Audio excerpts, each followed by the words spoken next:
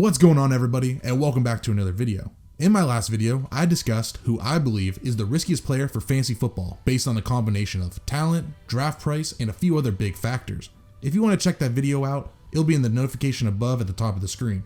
So that previous video got me thinking, who are some of the riskier early round picks? All of the players that I'm going to talk about today are going in the third round or better in PPR leagues. So let's dive right into it. First up on my list is Alvin Kamara, pick 105, number 5 overall. I love Alvin Kamara as a player. I think he is a player that can play all three downs and is not only quick and shifty, really has great explosiveness, but possesses a lot of power for his size. I think he is a top 3 RB talent-wise in the entire NFL. The big problem with Alvin Kamara is workload and injury. Alvin Kamara has exactly 81 passes or catches in each of his first 3 NFL seasons, which is kind of weird, 81 exactly. His rushing attempts have been so low compared to, players ranked around him. Kamara has never crossed the 200 attempt mark and had maxed out at 883 rushing yards. In PPR leagues, out of the RBs who finished the year as an RB1, ranking 1 through 12, Alvin Kamara finished 11th, just in front of Austin Eckler in rushing attempts. We've never seen Kamara put together the big blow-up season I believe he's capable of. So this means if Kamara had a down year receiving, it's not likely he'll rush for over 1,000 or 1,100 plus yards to help balance out the lack of receptions. Other players like Zeke Elliott and Saquon Barkley are going to almost for certain run for 1,200 plus yards if they play a full 16 games. So any rushing they get is just an added bonus, where Alvin Kamara is lucky if he crosses 1,000 rushing yards. So he needs big reception numbers, big receiving numbers to keep him fantasy relevant.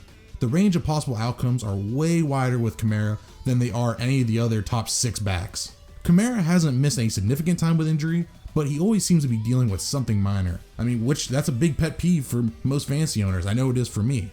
His upside is RB1 easily, but his downside is somewhere a lot lower than where you drafted him. Next on my list is Dalvin Cook, pick 106, number 6 overall. Dalvin Cook is a pick that I feel most fantasy owners are just checking in as a guaranteed locked-in player, and I have to disagree with that.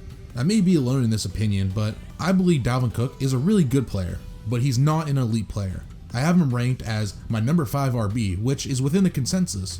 So I have him ranked in the same range as everyone else.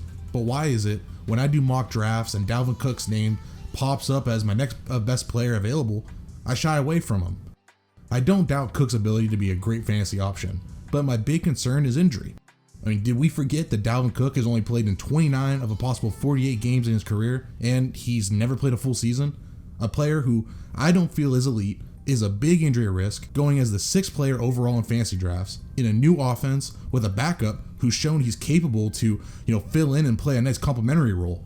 I'll pass on that and look at a safer option like Alvin Kamara, even though I just said he was risky, but I still feel more confident in the Kamara than I do Cook. Josh Jacobs, who I really believe in this year, and even maybe go to receiver with Michael Thomas, Devontae Adams, Tyreek Hill. There's a lot of other options that I feel more comfortable with rather than drafting Dalvin Cook. Next on my list, I have a combination of 2 quarterbacks, Patrick Mahomes and Lamar Jackson, going to pick 204 and 208, number 17 overall and number 21 overall. I grouped these guys together because it has never been a good idea to take a QB in the 2nd round unless you play in a 2 QB league or a Superflex league. I think both of these guys are great NFL QBs. That's obvious.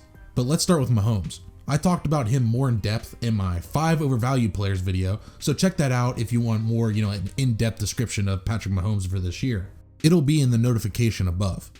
In order for Mahomes to be the best QB in fantasy football, he needs to significantly outperform the other QBs going after him. Last year, for example, Patrick Mahomes was the first QB taken off the board at pick 207. He finished as QB8, so he did miss 2 games because of injury. But if he played all 16 games based off his averages, he would have finished as the 3rd best QB. Then, 2 rounds later, at pick 411, Deshaun Watson finished at QB5, also missed a game. So if he played that final game, he'd have been the QB number 2, better than Patrick Mahomes. Matt Ryan went 2 rounds later than Deshaun Watson at pick 609, finished at QB11. He also missed 1 game. It's so close that if he played that final game based on his averages, he would have finished at QB number 6. Drew Brees, another guy, missed 5 games, but in the 11 games he did play, he averaged 20.8 points. So if he played a full 16 games, he'd have been the QB5. Lamar Jackson was picked 902, finished as QB number 1 by a landslide last year. Jameis Winston, that dude had a crazy season. Pick 909, finished as QB number 3. So my point is this: if you don't pick the right guy, which if you drafted Mahomes at pick 207 last year, you didn't pick the right guy since he only played 14 games, and even if he played a full season, he would have been on average the 3rd best quarterback overall. Then you wasted your pick. Of course you're happy with drafting the QB3, but you would have been a lot happier drafting Deshaun Watson in the 4th round or Matt Ryan in the 6th round or any of those guys I mentioned later, because they finished around the same amount of points as Patrick Mahomes. When you drafted Mahomes real early, and instead you could have gotten a really good 2nd round, RB or wide receiver. You missed out on a really good running back or receiver, which is so important in fantasy football. And now talking about Lamar Jackson, I believe he is the cheat code at QB because of his running ability. He will be pushing 1,000 yards, rushing for the next couple of seasons. But does 36 passing touchdowns on such a low amount of passing attempts seem realistic? He threw a touchdown on 9% of his attempts. The next 2 players were Ryan Tannehill at 7.7, which he didn't play a full season, and Drew Brees at 7.1, who also didn't play a full season. Patrick Mahomes was all the way down at 5.4%, which was 8th best in the NFL. If Jackson's TD percentage drops to, let's just say, 6.5%, which is the 4th highest percentage in the NFL, he would have finished with 26 passing touchdowns last year. If Jackson finished with 26 passing touchdowns last year, he still would have finished at QB1, but would have lost 60 points off his final season output, where he would have just outscored Dak Prescott by 12 points. If Lamar Jackson is only going to outscore the 2nd best QB by 12 points, then that bakes into my argument earlier about Patrick Mahomes. Why would you take him in the 2nd round when you can find someone later who's going to put up, generally the same amount of stats at a way less costly value? I need to see Lamar Jackson's passing attempts increase dramatically if I'm going to draft him in the 2nd round of fantasy drafts come this August. 4th on my list is Juju SmithSchuster, pick 309, number 33 overall. There isn't much to say about this pick. After coming off a 111 catch, 1,400 yard, and 7 TD season in 2018, Juju came back with a horrible 2019 season after battling injury, and Ben Roethlisberger missed most of the season with an elbow injury of his own.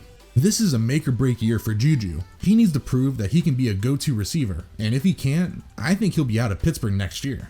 When I watched some of the 2018 film on Juju SmithSchuster, I was indifferent. Of course, there was big flash plays and big catches, but a lot of his plays seemed to be wide open and a lot of scramble drill type of plays, and not because, he was open because he ran a great route. A lot of it was his production seemed to be more of a product of the offense.